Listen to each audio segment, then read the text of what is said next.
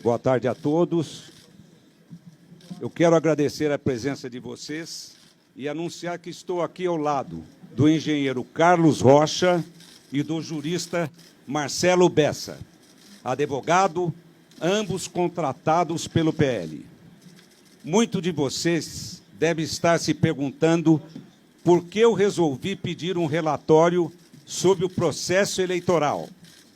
Eu queria responder a essa indagação lembrando que foi o próprio Tribunal Superior Eleitoral, lá atrás, que nos deu essa incumbência, abrindo a possibilidade de que o PL e outros partidos pudessem ter acesso ao sistema da Justiça Eleitoral e às instalações do TSE. Quero dizer que nós estamos aqui hoje com uma única intenção: contribuir para o fortalecimento da democracia do nosso país. Nós temos a certeza que estamos fortalecendo a democracia, fortalecemos o Brasil. Eu quero dizer com toda humildade que nós do PL não somos especialistas em segurança de dados. Por isso, fomos atrás de técnicos que fizessem esse trabalho para garantir a transparência do processo eleitoral. Até porque eu, Valdemar, fui eleito com urna eletrônica. As bancadas do PL foram eleitas com urna eletrônica. Então é natural que se peça um trabalho de fiscalização para que não fique nenhuma dúvida em relação ao nosso sistema eleitoral. Dessa forma, contratamos técnicos e especialistas em segurança de dados para poder discutir tecnicamente com os funcionários do TSE o que é salutar e saudável para a própria democracia. Então, hoje, será apresentado pelo engenheiro Carlos Rocha, que liderou esse estudo técnico e que irá comentar aqui para vocês alguns pontos que merecem ser observados. E eu confesso que fiquei surpreso. Repito, esse relatório não expressa a opinião do Partido Liberal, mas é o resultado de estudos elaborados por especialistas graduados em uma das universidades mais respeitadas do mundo e que, no nosso entendimento, deve ser analisado pelos especialistas do TSE, de forma que seja assegurada e resguardada a integridade do processo eleitoral, com o único intuito: fortalecer a democracia para fortalecer o Brasil. Com a palavra, o engenheiro Carlos Rocha.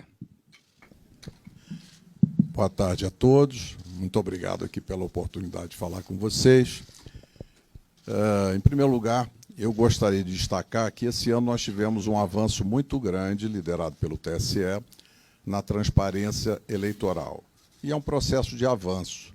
Foi criada a Comissão de Transparência Eleitoral, o Observatório de Transparência Eleitoral, e no dia 1º de agosto nós tivemos lá na primeira reunião do encontro das entidades fiscalizadoras.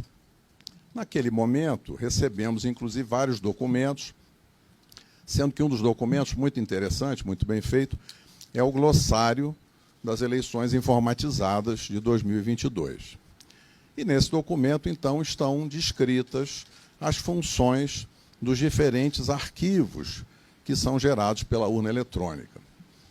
E agora, logo após o final do segundo turno, no dia seguinte, o TSE, numa ação de transparência extremamente positiva e de uma maneira pioneira, publicou os 3 arquivos no portal de resultados do TSE. E nesse portal, então, para cada sessão eleitoral aparecem 3 arquivos. O boletim de urna, cuja função é permitir às pessoas conhecerem os resultados de cada sessão e, eventualmente, fazerem testes na totalização. O segundo arquivo, que é o RDV, é o Registro Digital do Voto, que tem como fim, segundo o TSE, permitir uma eventual recontagem, um arquivo que registra todos os votos. E o terceiro arquivo que o TSE nos liberou foi o log da urna, que, segundo a orientação do TSE, é um elemento importante de auditoria para os partidos políticos e para as entidades fiscalizadoras. E o que aparece nesse log de urna? É como se fosse um diário, né, de todas as atividades que cada urna eletrônica realiza, desde a sua preparação no TRE até o final do segundo turno. Imaginem vocês um diário em que cada linha registra uma atividade. Então, para o registro de cada atividade no log de urna de cada equipamento, o programa que constrói esse log, ele lê dois dados, duas informações diretamente do hardware da urna. Ele lê, digamos assim, a estampa de tempo, que é data, hora, minuto, segundo, e também lê o número de série da urna, que é chamado no TSE de código de identificação da urna. E é muito importante que essas informações estejam todas corretas, porque são essas informações que garantem a associação daquela atividade, daquele registro de atividade com o hardware, com aquele equipamento físico que realizou aquela atividade. E é importante destacar o seguinte: o nosso trabalho técnico de engenheiros, a gente faz isso para outras organizações do setor privado, e quem audita constrói, quem audita procura sempre colaborar com a organização auditada, e no caso aqui, é nosso propósito contribuir com o aperfeiçoamento do sistema e ampliar a confiança, seja dos eleitores, seja dos candidatos, em todo o processo eleitoral. Então, esse é o nosso objetivo. E nessa linha, então, seguindo a orientação do TSE, fomos analisar os arquivos log de urna, que é esse elemento de auditoria que pela primeira vez foi divulgado junto com os boletins de urna. E como é que a gente fez isso? A gente foi buscar uma plataforma inteligente de dados, usamos também plataforma planilhas Excel, mas como as tabelas são muito grandes, foram construídas duas grandes bases de dados, uma com todas as linhas de todos os boletins de urna, para fazer análise de registro de votos, e a outra tabela, uma grande tabela, com todas as linhas de todos os arquivos log de urna, de todas as urnas. São mais de 472 mil urnas. Ao montar essa tabela, aí surgiu uma ocorrência, que foi que nos chamou a atenção.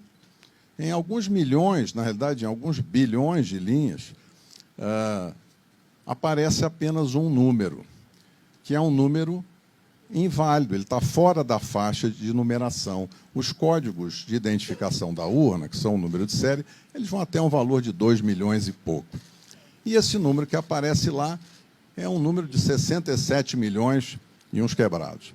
Ora, buscamos diversas formas de encontrar mais informações, mas, infelizmente, ficou constatado nesse trabalho da equipe técnica que há dois comportamentos diferentes. Um comportamento das urnas novas, né? Que são as urnas modelo UE 2020, que chegaram recentemente. São pouco menos de 193 mil urnas, está mais ou menos 40,8% de todas as urnas. E, nessas urnas 2020, o arquivo é gerado da forma esperada. Então, em cada linha que registra cada atividade, aparece o código de identificação da urna correto, que permite associar, então, vincular aquela linha de registro de atividade à urna que realizou aquela atividade. Quando nós fomos analisar as urnas antigas, que são as urnas de modelos de UE 2009 até UE 2015, essas urnas têm pouco mais de 279 mil urnas, o que dá 59,2% do total das urnas. Nessas urnas, infelizmente, encontramos esse número inválido na quarta coluna do log. Esse é um indício muito forte de falha, de mau funcionamento da urna, porque é impossível associar o registro de cada atividade ao hardware, ao equipamento físico. Uai, seu app de vídeos curtos.